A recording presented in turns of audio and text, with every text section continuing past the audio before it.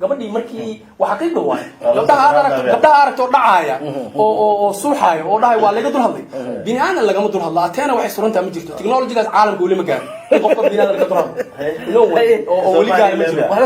waxba kama jiraan that is absolutely lie way macnaha gabadhan waa psychological problem oo inay isla hadashaa iyadii ah waxa keenay marka isla hadalkii iyo wixii maskaxdeeda ku jira ku soo celinay waxaana haya sexual frustration waxa dhaho waxay u baahan tahay galmo cudurkaasna waxa weeye galmo gidaad absolutely xaqiiqo waxa jiro muxuu ahaa xadiis dhahayo man istata'a minkum alba'ata falyatazawwaj guurku wuxuu leeyahay shuruudo iska guurso maaha haddii ay soo baxaan dad badan oo inta adiga kugu daysadaan ay xaasas aysan awood u lahayn iska guursadaan mas'uuliyaddaas yaa qaaday well first of all qofka bini aadamka ah ninka ragga ah aan dhahno yaana bini aadamka dhihin ninka ragga ah marnaba ma sameeyo wuxuu sida awood u lahayn sideedaba waa common human being oo dhan baa asaasaba ninka marka guursanaya ma in oo xaasas badan guursanaya ma inay wax ka dhiman yihiin oo wixii 100% aysan u dhamaysanay mas'uul awoodeeda leeyahay inuu awoodeeda leeyahay iskuma hayo waayo waa go'aansadaba inuu sameeyo laakiin waxa ka dhiman wixii ka dhiman marka waxa la rabaa waxaas waxay yihiin آية قرآن آية جرت الله سبحانه وتعالى وكل يهاي هدي آتيين فقراء إله بقى إذن داقي هدي قبلوا فقريين إله بقى إذن داقي هدي معناها أنه حبايس مركا وح وقدر الإيمان تهور تاجري جورك بدن نينك إنه جورسنا أما حتى جورك بدن اللي يردي إنه جورسنا نينك اللي يردي إنه جورسنا وح وقدر بدن هور تاجر وحويان وخشية الإملاق إنه كبقيان باهي إنه كتماب arrintaasna ilaaha mas'uuliyadaas qaatay ninka ragaahi marka uu ku fakaro uu yiraahdo aan wax ma haysan guursa karo wuxuu qaatay mas'uuliyad rabbi subhanahu wa ta'ala asagu qaatay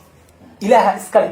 inaad ka fakarto ma baahan ba wixii aad cuni lahayd marka gabadha guursanayso waa inaad guursato ilaaha keenay because balanta ilaahay been ma taas la ka shoole waay Allah la ka afraga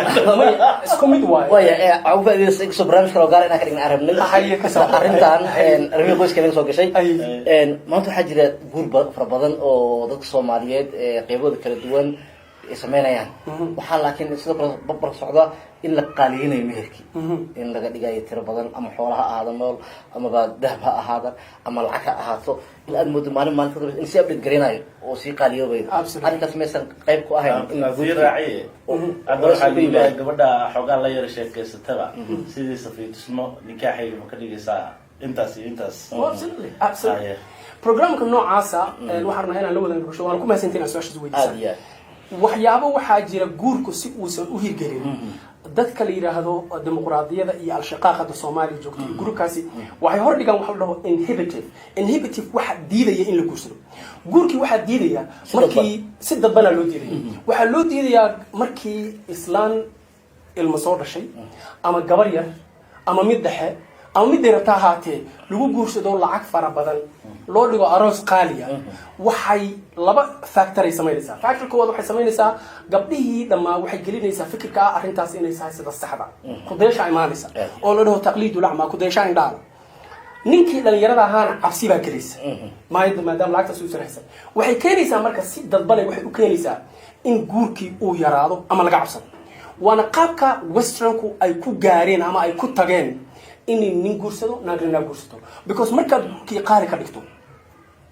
oo aysan macquul ahayn ninkii dhalinyarada uu ku dhiirigelin gabadhiina ay taagan tahay ilaa intaas la siiyay ma guursanayo waxa imaanaya gabadhiina ay gaarto 35 wiilkii waa 40 iyo wixii la mid gaaro hadhowna ay tagto in macnaha guurkiiba uu qiimo yeelo waayo markuu arko zina iskaga dhaco ayadii zina iskaga dhacdo waayo wax iska furnaada wax iska furnaada because haddii aadan guurkii xalaashaha geli karin oo caqabadaani kaaga xiran tahay shahwadii bini aadamku ilaahay ku abuuran ay ku hayso meela ku dibayso waa in la risa xaaraantii ku banaana xaaraantii ya diyaar oo ay wadooyinka laga taagayaan ninkiina diyaar u leeyahay naagtiina diyaar u tahay waxa imaanaya marka xaaraan in lagu dhaco marka dadka qaaliyeeyo guurka waa dadka u shaqeeya shayaadiinta fiirina hada waa idin sheegaa gabar kasta oo guurkeedu qaaliya nin kasta oo guurka qaaliyeeya waa dadka la shaqeysta shayaadiinta waa xaqiiq laakiin naxkar waxa leeyahay arrinkaasna waxa ku wanaagsan yahay in ninkii uu ku degdego Franka diyaar way actually waa dhinaca kale to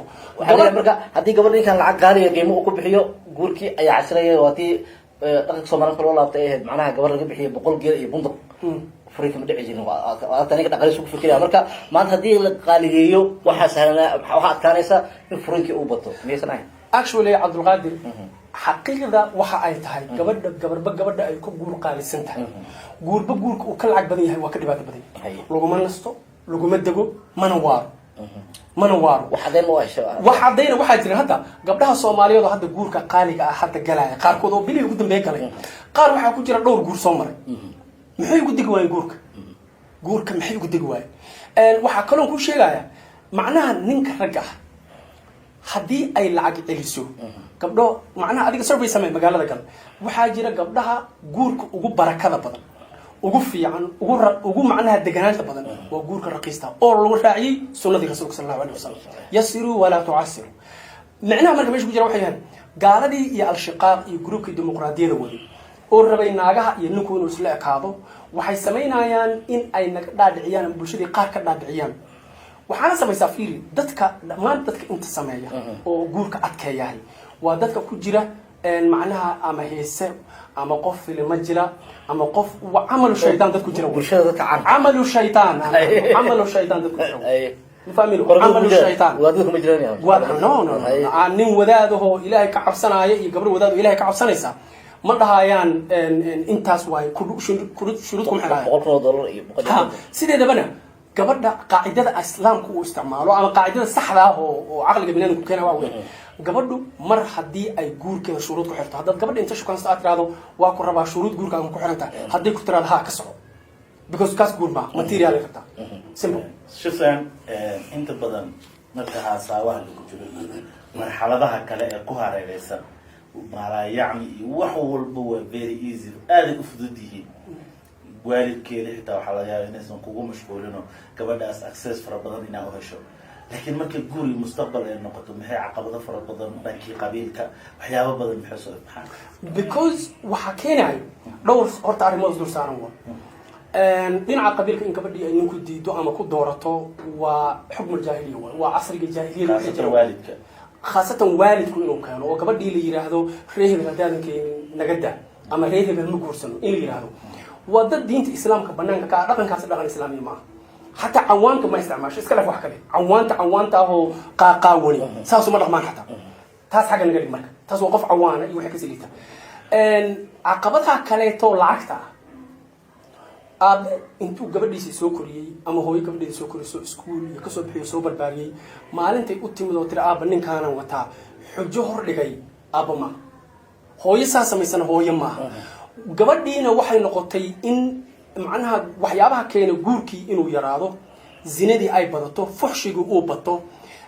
gabdhihii ay cilaajkii aadaan ila nin la'aana hayso macnaha gabadhii markii waxa ka duwan gabdhaha aragto dhacaaya oo suuxaaya oo dhahay waa laga dul hadlay bini aadan lagama dul hadlo ateena waxay surantaa ma jirto technology-gaas caalamka weli ma gaarin qofka bini aadan laga dul hadlo